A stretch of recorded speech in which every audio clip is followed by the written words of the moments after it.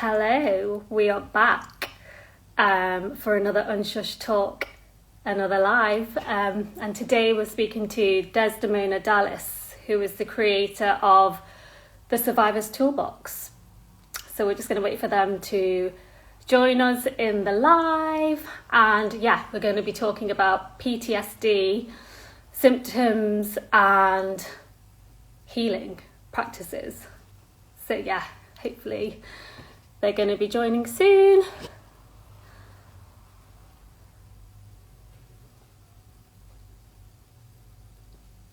Okay.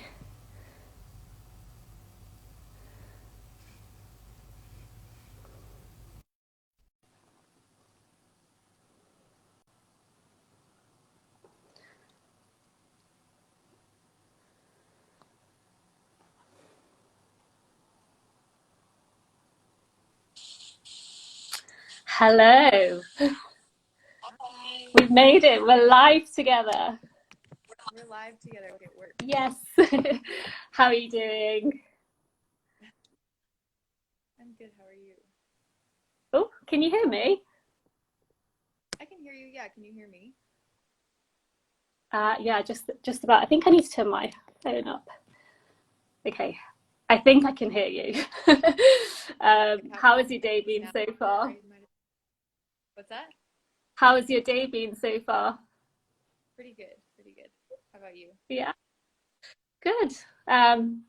Winter has arrived. It is raining in London. I mean, I keep saying this on all the talks as the intro, but it's because I sit out in front of a window and I'm like, oh, it's raining again.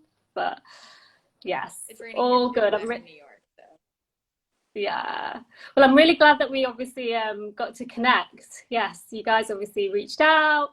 We were following each other, and I think we're quite aligned in what we're trying to achieve, I think, and the message that we're putting out there. So I thought we could start by maybe just giving like an intro to what the Survivors Toolbox is and how from your side it started. Yeah, so the Survivors Toolbox started a few years ago, working with a group of other advocates around how to kind of bring. It was actually before the Me Too movement, and we were all sitting around talking together about how to bring more awareness to the issues and also offer survivors support. Mm-hmm. And through those conversations, we came up with this idea to create a web series, and that's how that whole idea kind of got birthed, and have just been working on building out that web series over time, and have been the web series is all around how to help survivors after an assault. We felt at the time, and still I think this is true, that it's really hard to find good information, and a lot of it is really heavy, like text based. Mm-hmm. And when someone is in a state of trauma or PTSD, reading through a lot of different texts and trying to find research for themselves can be a really challenging process. Yeah. So the idea behind the Survivors Toolbox was to make this information really easy to digest, so that someone who might be experiencing trauma or PTSD can easily find the information that they need, so that they can make informed decisions for themselves to be able to kind of navigate those situations after an assault from a really informed perspective. Mm-hmm. Is a big issue that we're dealing with now is like advocacy, and with around sexual violence, is people just not really having all the information they need to make the best choices for themselves. So offering that kind of advice, or not advice, but information for people. Yeah, no, it can be quite overwhelming. Even, after the Me Too movement, it's still a space that like needs work, basically. There's not that much information out there. And I think, even finding platforms like yourselves, when I came across it, I think visually it's really clear, and having, like you were saying, digestible bits of content that you can actually, without feeling overwhelmed. So I think you guys do that really well, actually. So yeah. And I noticed, so from our side of things, we haven't really covered PTSD yet. So, and I noticed that was something that you've spoken about. So yeah, I guess we could maybe go over that a little bit if there's anybody watching who might not know what PTSD is, and yeah, some of the content that you're creating around that. Mm-hmm. Yeah, I'll kind of just give like a broad overall idea of that. So PTSD stands for post-traumatic stress disorder.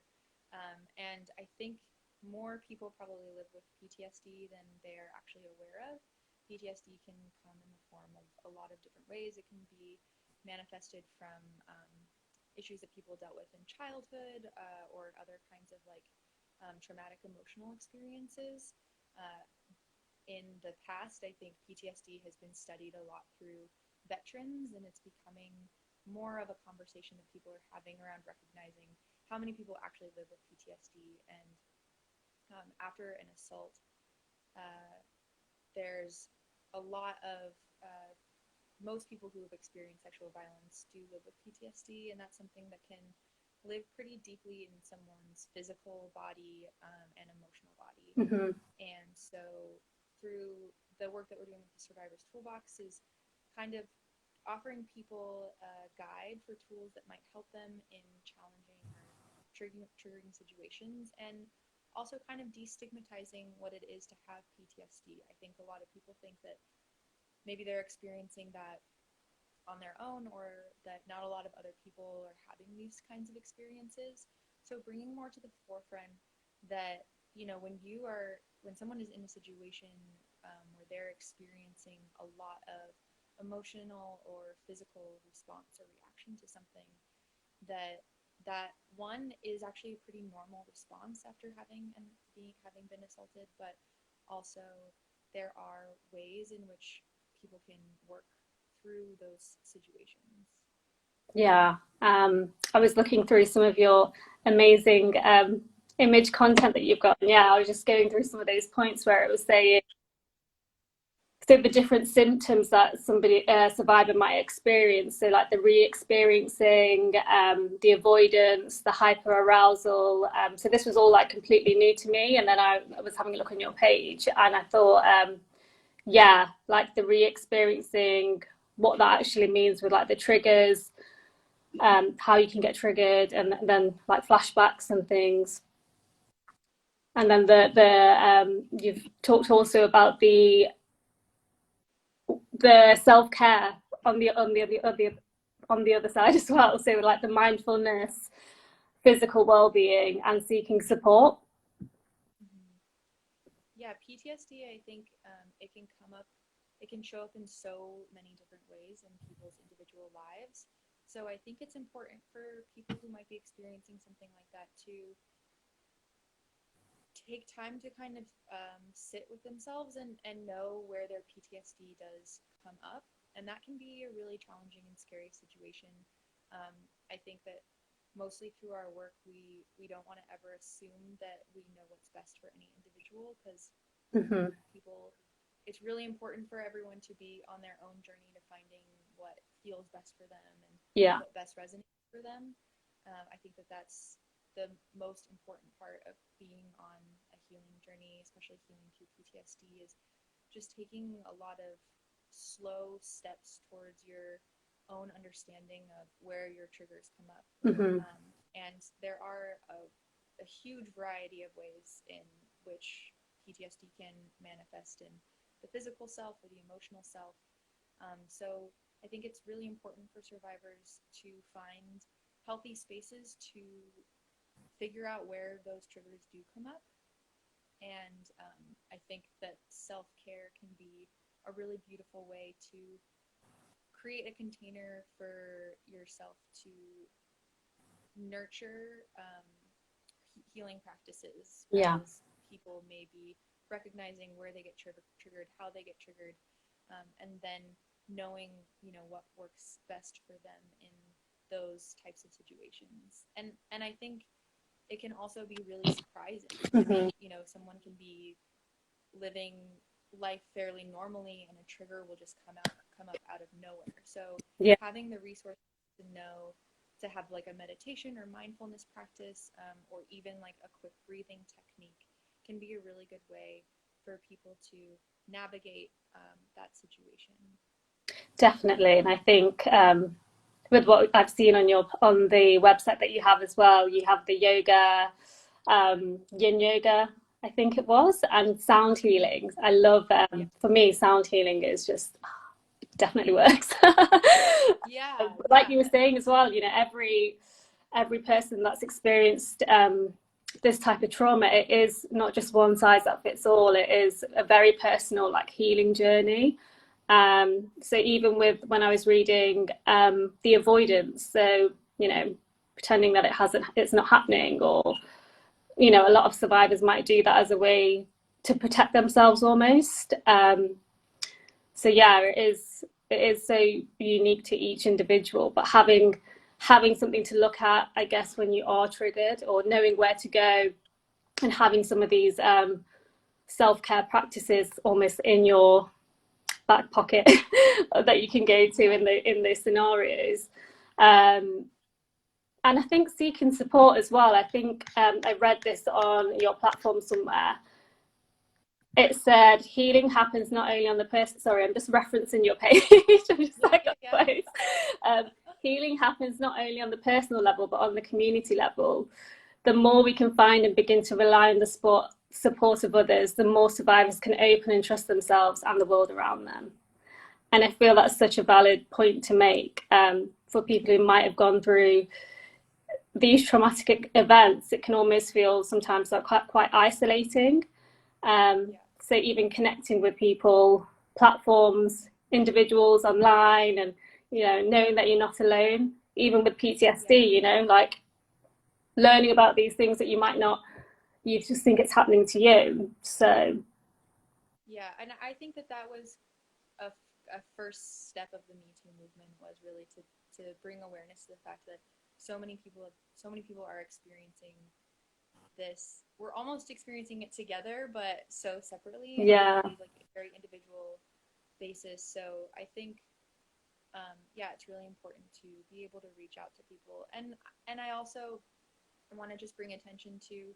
I really strongly believe that these, even for people who don't deal with PTSD, or people who haven't experienced these kinds of sexual traumas, or a lot of trauma in their past in general, I think it's still so important for everyone to take the steps to be trauma informed, because you never really know who in your life is living with trauma, and people keep it so hidden out of like fear or shame of their experiences.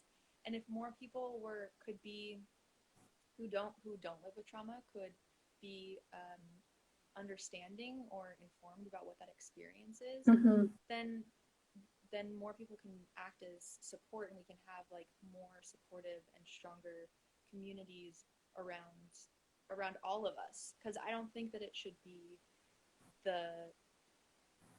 be just on the responsibility of a survivor to make sure that they're healing. I think it's healing happens, like I said, and the platform healing happens in these containers together. And so I think it's really important for other people who aren't survivors to begin to step up as advocates and inform themselves about these kinds of techniques and practices, so that it's not just the responsibility of the survivor to make sure that they're taking care of themselves all the time, because that's a really challenging thing to step into when you're like already dealing with all of these other internal dialogues. That's so right, though. Like, although you're connecting with other survivors, or you might be finding building a community, it's also the work. It's a global effort.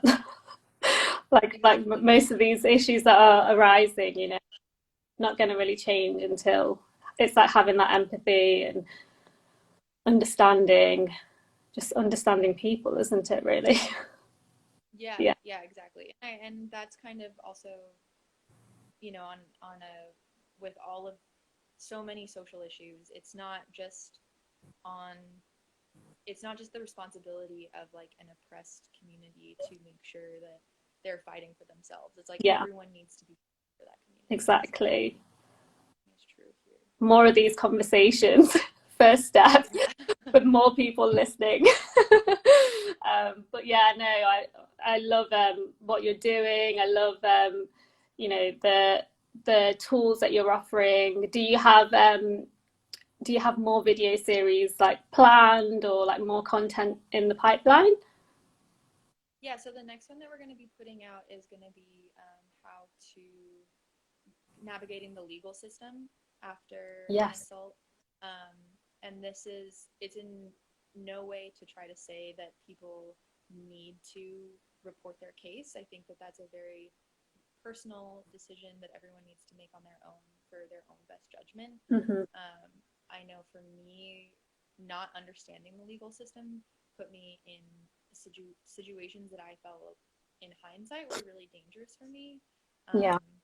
And as far as like mental health, so just trying to give people the options and allowing them to really understand how the legal system works, what kind of support they can get in if they do decide to report their case, what they might do if they decide not to report their case, how long they have, all of these different kinds of questions that someone might have. So that will be a video. We've already done all the filming of the video, and now we're just in the editing process. So hopefully that will be coming out really soon. Yeah, I know, and that's also, I mean, it's so again so unique in every country, I guess, like that process of reporting if you do want to report, and what that would look like. It can be quite a scary thing to think about, as a survivor, going down that route. So I think, again, covering that content of what that could look like, making people aware of some of the outcomes, or some of the regulations, I guess, around that. And yeah, advisory, because that doesn't exist. It doesn't exist as in a digestible way that you could watch and be like, okay, I feel a bit more empowered, or I feel a bit more confident in what I'm saying, or in what I'm doing. So another Yeah. another And I one. think even the things like, oh, you can call this hotline and get help, but like that in and of itself it is like terrifying. I think Yeah, sometimes to be like, I don't want to call some stranger and talk to them. And so, exactly. yeah, that's just really the hope, is to give people the information that they need. And I feel for some people, like you were saying, having experiencing that trauma and talking to anybody about it is it can be a very difficult experience. So to then call a helpline, it's not easy to talk about these things, and everybody's so different. Some survivors might find comfort in talking a lot, some might find comfort in not speaking at all. But yeah, I guess if you are ready to get justice, it's we do want justice. So getting that justice and going down that route, I think, is a positive thing. So having something to look at for support is great. Yeah, yeah, exactly. Yeah, It takes everyone. it does. Yes. Sorry, my battery is running low here.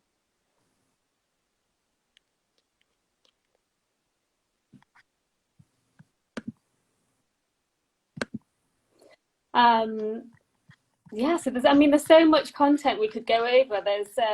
You've also talked about grieving, which we haven't on this platform spoken about again, and I also found that very interesting. It's a different angle, different topic. So I don't know if that's something you want to, maybe we could have a little chat on. I know it's a bit off topic to what we said we were talking about. Oh yeah. I mean, the grief work was really something that came out with what's going on with COVID, and also with the Black Lives Matter movement here in the U.S. Just recognizing that there is a lot of unprocessed grief that people are experiencing, and I think, um, yeah, just focusing with our focus on mental health, I want to bring other.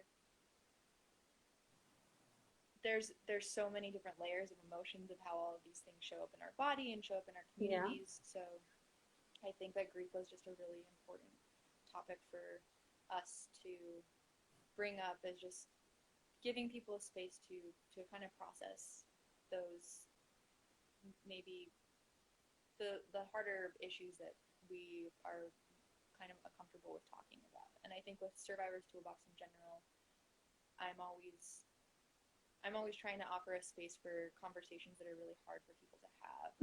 And it's been a little bit challenging with COVID to create community spaces, and I think that people are generally feeling really isolated and alone.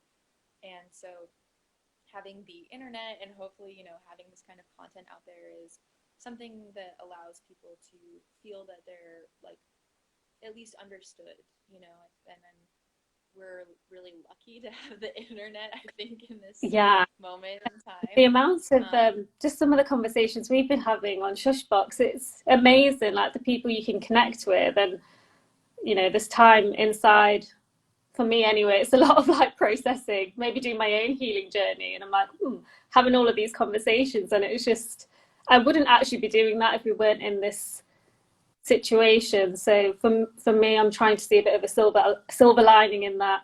It has like made me connect with people like yourself, and just people and content that I wasn't looking at before. So that's been a good takeaway, I guess, from the whole situation.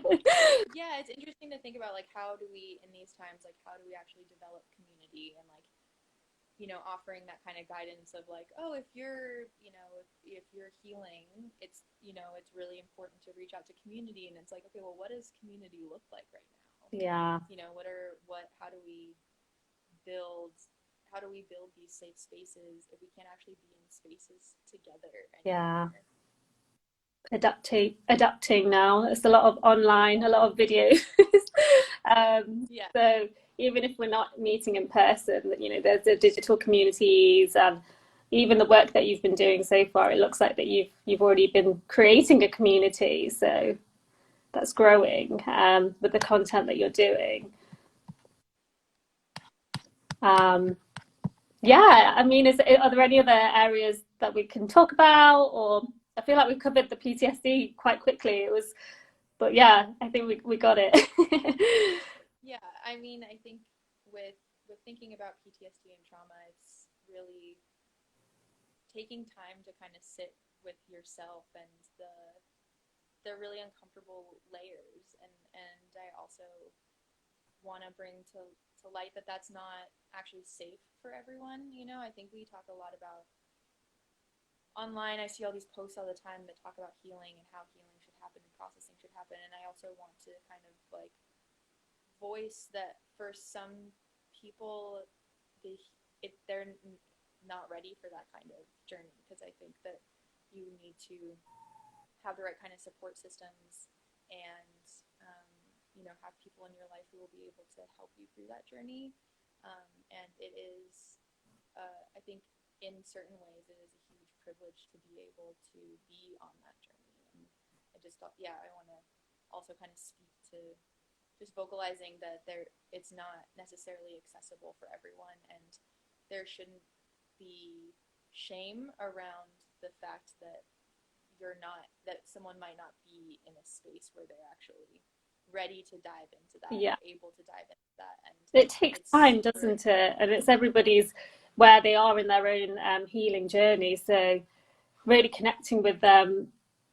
We see this phrase a lot: healing is not linear. It can be at any point that it can be the right time almost to go into it in a bit more depth, I guess, because it's not easy, like going into these areas that we've hidden, or these emotions or these feelings, like you were saying, we carry them in our bodies. It's not easy sometimes going to that route, and there's people who can have fear around that. So I think the way that you cover the content though on your channel, it is like bite-sized chunks at a time. So that's a positive in terms of, like, if you're looking, it doesn't feel like, what do I do? Am I doing enough, or am I doing too much? Or so I think the way that you're covering it is very digestible. Going back to the very previous point that you made, digestible content. Thank you. Yeah, that's our main focus. Yeah, no, it's working. I've been enjoying it. It's like trauma informed with like a side of ginger tea. Yes.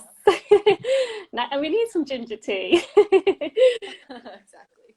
So do you have who else is on your team that you work with? So it's mostly just me. I've actually through the pandemic, I've been able to focus a little bit more. So I've been able to get a few more hands on deck, which has been really nice. Amazing. I have someone helping me with marketing, and then someone also who helps me is helping with the website development. That's And great. yeah, so it's been really good to kind of build it out a little bit and be like, oh wow, it's not just me doing all of this. Yeah. Hopefully one day I shall be there. It's a slow process. Yeah. But I saw you also do so aside from Survivors Toolbox, you do photography, like Yeah, so filmmaking. Yeah. I'm a photographer and Oh filmmaker. wow. So this was, I think for me, it was just a really important way to utilize the tools that I already had to help make a difference in the community that I think is important to help and be an advocate for. Yeah.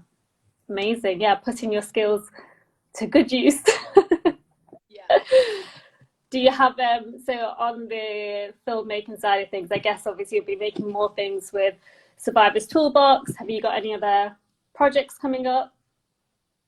Well, I mean, I think that it's funny to think about your January 2020 plans and then your October Oh. 2020 plans. They're very different. They look very different from each Totally. other.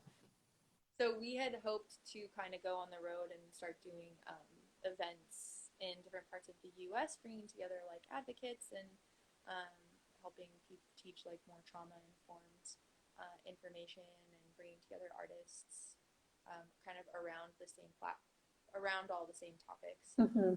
But that's obviously being put on hold. But I am very interested to eventually kind of dive into what are different ways that people can utilize their tools. Like I use filmmaking, which is my tool to like help in my advocacy work, but Yeah. then like what does that look like for a singer? What does that look like for a writer? Um, and I think utilizing art also as like a healing technique and tool can also be really powerful and impactful. So in the future, I just hope to do more like community building and getting people together more to have these kinds of discussions. I think um, people are so afraid to really talk about these issues and dive into them, and there's still, even after the Me Too movement, there's still so much stigma. Mm-hmm. So developing places where it's actually like okay to talk about your trauma or not talk about it, Yeah. or like find a new way to talk about it, and giving people more of a platform to feel, again, like what we've been talking about with community, to feel less alone and more understood. And I think that's what's beautiful too about Shushbox is like bringing these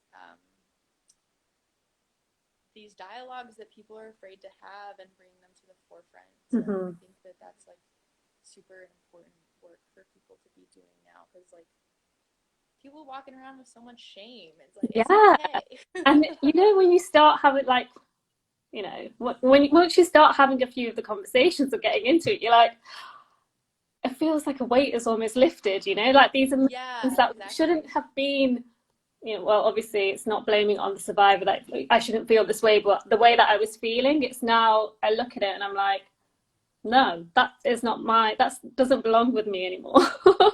And I Yes. think there is a Yeah. real empowering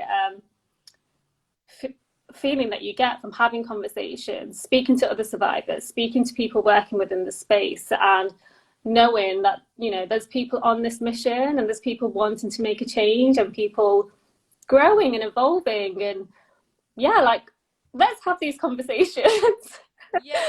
Yeah, like let's talk about it. Let's talk Let's get about these into it. things. If we don't talk about them, then it's always going to feel, you shouldn't not talk about something because it makes you feel uncomfortable. So I'm just getting used to feeling uncomfortable all the time now. Yes, me too. Every day I'm getting used to feeling And more I and more think that's uncomfortable. a great way to grow, like just pushing yourself, but within your setting your own boundaries as well, like we were saying, it's not diving everybody's healing is totally different. So Shushbox for me is almost like it has been part of my healing journey in terms of like, having something that was so silent, quiet, being shushed or just like not talking about, and now it's like the opposite, like let's open the lid, let's talk Yes, about yeah. everything. So yeah, no, it's really great to have connected with you. And yes, obviously on the other side of COVID, if you ever end up doing your tours, coming to London or the UK, I'd love to meet in person, if that's Yes, going to yes, be yes, hopefully yes. a thing again in the future. I hope so. I really hope so. Yeah, definitely. But yes, I'll still be keeping an eye on your content. We'll be looking forward to seeing more of your videos when they come out as well.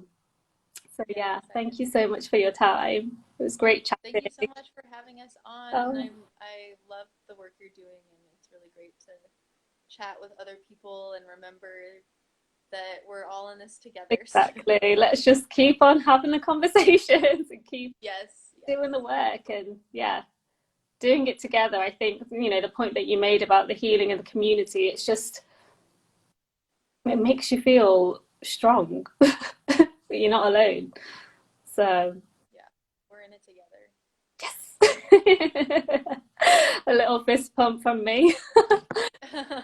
Yes, great. Well, yeah, I'm going to obviously post this as well for anybody who didn't join live, so it will live on the Shush Box. So yeah, thank you so much for hopping online, and I hope you have an enjoyable rest of the day. You've still got the afternoon, so it's bedtime nearly for me. We've got lots of time. All right. Yeah, thank you. Thank you. Bye.